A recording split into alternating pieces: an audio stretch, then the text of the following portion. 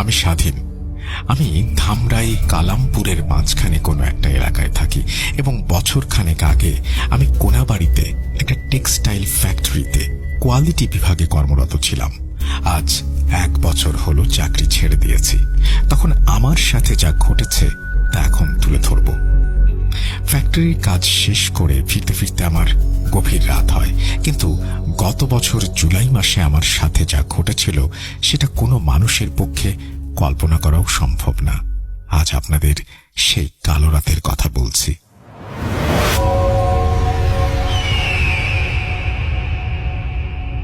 সেদিন ফ্যাক্টরির একটা বড় শিপমেন্ট ছিল, যার কারণে কাজ শেষ করে যখন বাইক নিয়ে বের হলাম তখন ঘড়িতে রাত 2:10। আকাশটা ছিল মেঘলা, হালকা বাতাস বইছিল। আমি কোনাবাড়ি থেকে বাইক নিয়ে নবীনগরের দিকে এগোচ্ছিলাম। নবীনগর পার হয়ে যখন ধামরাইয়ের মেইন রোড ছেড়ে ভেতরের কালামপুর রোডটা ধরলাম তখন চারপাশ একদম শুনশান। এই রাস্তাটা যারা চেনেন তারা জানেন রাস্তার দুই পাশে ঘন জঙ্গল আর ধানি জমি ছাড়া আর কিছু নেই। বাইক নিয়ে আমি যখন কালামপুর ব্রিজের কাছাকাছি একটা ফাঁকা জায়গায় পৌঁছালাম তখন হঠাৎ করেই চারপাশের বাতাসটা কেমন যেন বরফের মতো ঠান্ডা হয়ে গেল। আমার বাইকের ডিজিটাল মিটারটা তখন লাফালাফি শুরু করলো। হেডলাইটটা একবার জ্বলছে একবার নিভছে। আমি ভাবলাম হয়তো বাইকের কোনো টেকনিক্যাল প্রবলেম হয়েছে। ঠিক তখনই আমি অনুভব করলাম আমার পেছনের সিটে কেউ একজন বসে আছে। বাইকটা হঠাৎ এতটাই ভারী হয়ে গেল যে আমি হ্যান্ডেল ধরে রাখতে পারছিলাম না। লুকিং গ্লাসে তাকিয়ে দেখি সিট খালি, কিন্তু স্পষ্ট বুঝতে পারছি সেখানে কেউ একজন আষ্টে পৃষ্ঠে বসে আছে। আমি বাইকের গতি বাড়াতে চাইলাম, কিন্তু তখনই অদ্ভুত একটা ব্যাপার ঘটল। আমার বাইকের লাইটটা পুরোপুরি বন্ধ হয়ে গেল। ভয়ার্ত চোখে তাকালাম রাস্তার দিকে, দেখলাম অন্ধকার থেকে সাদা একটা অবয়ব ধীরে ধীরে রাস্তার মাঝখানে ফুটে উঠছে। মনে হলো লম্বা একটা মানুষ, যার হাতগুলো মাটির নিচ পর্যন্ত ঝুলে আছে। লোকটা যখন তার মাথাটা তুলল দেখলাম তার সারা মুখে কোনো চামড়া নেই, কাঁচা রক্ত আর মাংস চুইয়ে পড়ছে। সে কোনো কথা বলছিল না, শুধু একটা ভাঙা রেকর্ড প্লেয়ারের মতো অদ্ভুত ঘর ঘর শব্দ করছিল। আমি প্রাণ ভয়ে বাইক ফেলে উল্টো দিকে দৌড়াতে শুরু করলাম।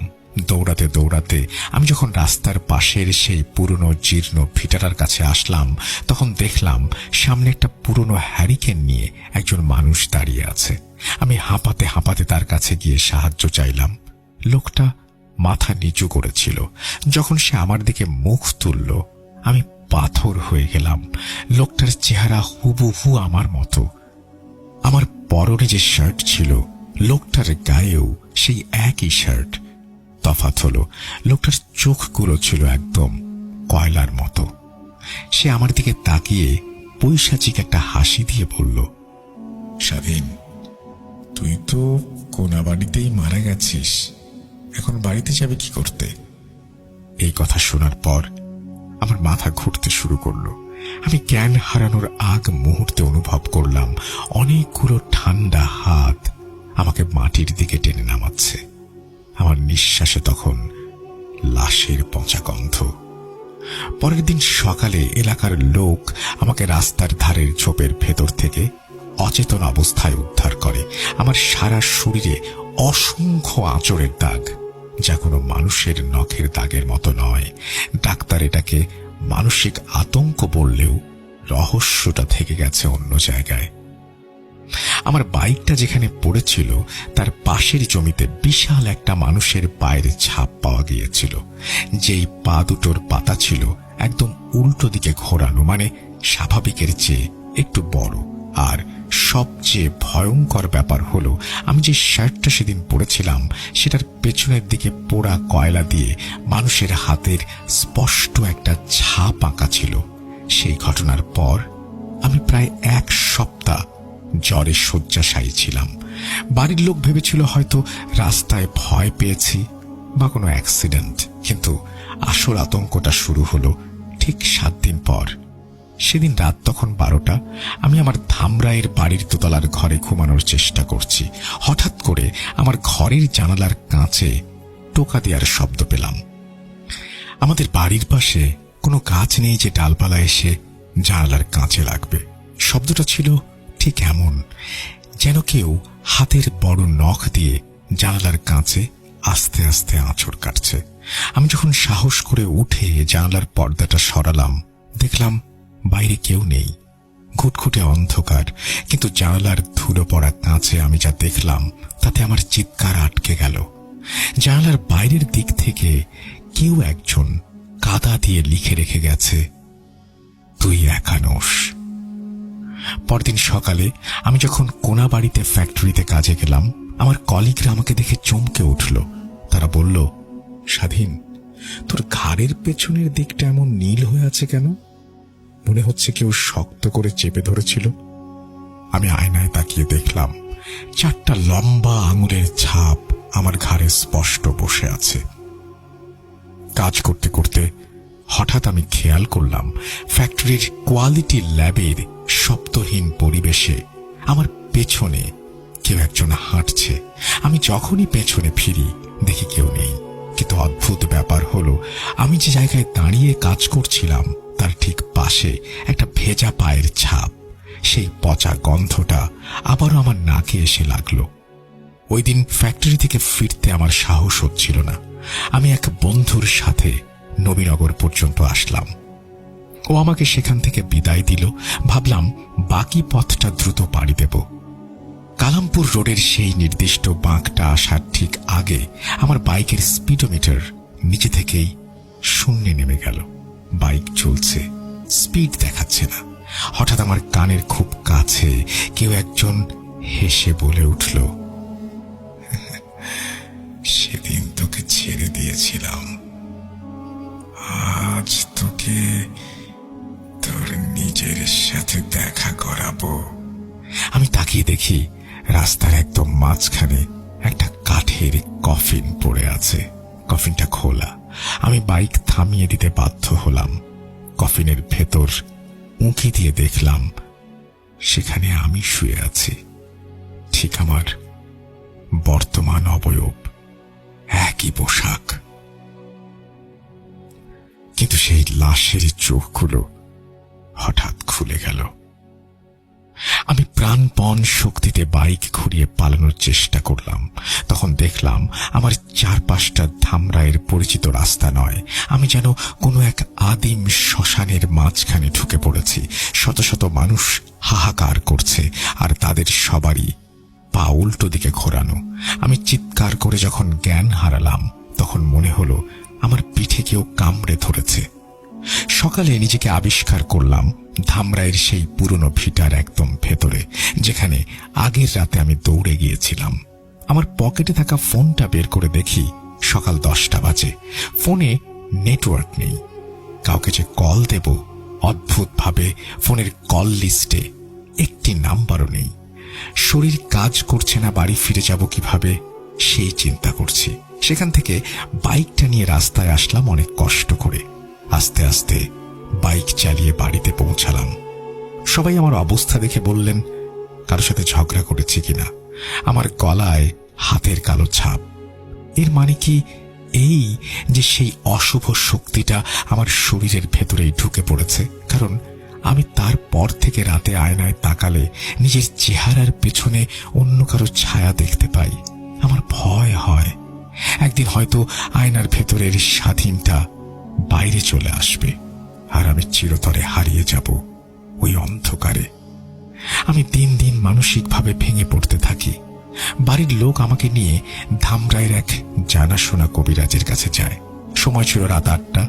তিনি একাই ছিলেন পুরো ছোট বাড়িতে। তিনি আমার হাতে একটা কালো সুতো বেঁধে দিয়ে বললেন, আগামী 3 রাত একা কোথাও বের হবে না, আর ঘরের আয়না ঢেকে রাখবে। আমি তার কথা মতো কাজ করলাম, কিন্তু দ্বিতীয় রাতে যা ঘটল তা আমার কল্পনাকেও হার মানিয়ে দিল। রাত 2টা, আমি বিছানায় শুয়ে আছি, কিন্তু ঘুম নেই। হঠাৎ আমার ঘরের মেঝেতে পানি পড়ার শব্দ শুনতে পেলাম।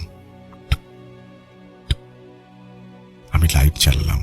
দেখলাম আমার ঘরের মেঝের ঠিক মাঝখানে একটা বড় পানির ছোপ, আর সেই পানি থেকে পচা গন্ধটা আসছে। আশ্চর্যের বিষয় হলো ছাদ থেকে পানি পড়ার কোনো চিহ্ন নেই। আমি যখন সেই পানির ছোপটার দিকে তাকালাম, দেখলাম পানির ভেতরে কোনো প্রতিবিম্ব দেখা যাচ্ছে। সেটা আমার ঘরের ছাদ নয়, সেটা যেন কোনাবাড়ির সেই কোয়ালিটি ল্যাবের ছাদ। হঠাৎ করেই ঘরের লাইটটা দপ করে নিভে গেল। আমি অন্ধকারে অনুভব করলাম কেউ একজন আমার বিছানায় পায়ের কাছে এসে দাঁড়িয়েছে। আমি সাহস সঞ্চয় করে চিৎকার দিয়ে বললাম, কে তুই? কি চাস আমার কাছে? অন্ধকার থেকে একটা কর্কশ কণ্ঠস্বর ভেসে এলো, তোর এই কালো সুতো আমাকে আটকাতে পারবে না স্বাধীন। তুই যাকে কবিরাজ ভাবছিস সে তো নিজেই আমার গোলাম। আমি আতঙ্কে জমে গেলাম। তখনই আমার আয়নাটা, যেটা আমি কাপড় দিয়ে ঢেকে রেখেছিলাম, সেটা সশব্দে ভেঙে চুরমার হয়ে গেল। কাপড়ের নিচ থেকে কাঁচের টুকরোগুলো ছিটকে সারা ঘরে ছড়িয়ে পড়ল। আমি টর্চ জ্বালালাম। দেখলাম আয়নার একটা বড় টুকরোয় আমার প্রতিবিম্ব দেখা যাচ্ছে, কিন্তু সেই প্রতিবিম্বটা আমার সাথে তাল মেলাচ্ছে না। আমি টর্চ ধরে আছি, কিন্তু আয়নার ভেতরে থাকা আমিটা আমার দিকে তাকিয়ে হাসছে। আয়নার ভেতরে সেই রূপটা ধীরে ধীরে কাঁচের বাইরে বেরিয়ে আসতে শুরু করলো। তার হাতগুলো লম্বা, আমার গলার দিকে এগিয়ে আসছিল সেগুলো। আমি দৌড়ে ঘর থেকে বের হতে চাইলাম, কিন্তু দরজাটা কোনোভাবেই খুলছে না, যেন বাইরে থেকে কেউ সেটাকে ওয়েল্ডিং করে আটকে দিয়েছে। আমি তখন দেয়ালে ঝোলানো আমার সেই বাইকের চাবিটায় হাত লাগালাম। অদ্ভুতভাবে চাবিটা বরফের মতো ঠান্ডা হয়ে গেল এবং সেখানে নীল রঙের একটা আভা বের হলো। সেই আলোটা দেখার সাথে সাথে ছায়াটা চিৎকার করে পেছাতে লাগলো। সেদিন ভোরে যখন দরজাটা নিজে থেকেই খুলে গেল, আমি সোজা সেই কবিরাজের কাছে গেলাম। গিয়ে দেখি কবিরাজের ঘরটা পুড়ে ছাই হয়ে আছে, আর গ্রামবাসীরা বলছে সেই কবিরাজ নাকি 3 দিন আগেই মারা গেছেন। তাহলে আমাকে সুতো বেঁধে দিয়েছিল কে? আমরা সবাই যাকে দেখলাম, কে ছিল সে? এটা একটা রহস্য, এবং সেই রহস্য থেকেই গেল। আজও আমি যখন কোনো কাজ থেকে ফেরার পথে কালামপুর রোডের সেই বাঁকটা পার হই, আমার বাইকের লুকিং গ্লাসে আমি নিজের বদলে সেই রক্তাক্ত অবয়বটা দেখতে পাই। সে হাত নেড়ে আমাকে ডাকে। আমি জানি সে এখনো আমার অপেক্ষায় আছে। হয়তো এই কাহিনীটা যখন আপনি পড়ছেন, সে আপনার স্টুডিওর বাইরে দাঁড়িয়ে থাকতে পারে, কারণ সে শুধু এখন আমাকে নয়, আমার কাহিনী যারা শুনছে তাদেরও চিনে ফেলেছে। তো ঘটনা তো আরো অনেক বাকি। এই ঘটনা সিলেক্টেড হলে পার্ট 2 লিখব। সবাই ভালো থাকবেন। আসসালামু আলাইকুম। এই বলেই তিনি তার ঘটনা শেষ করেছেন, এবং আশা করছি এই ঘটনাটি আপনাদের ভালো লেগেছে। যদি ভালো লাগে অবশ্যই আমাদের জানাবেন। আমরা চলে যাব আমাদের পরবর্তী ঘটনায়।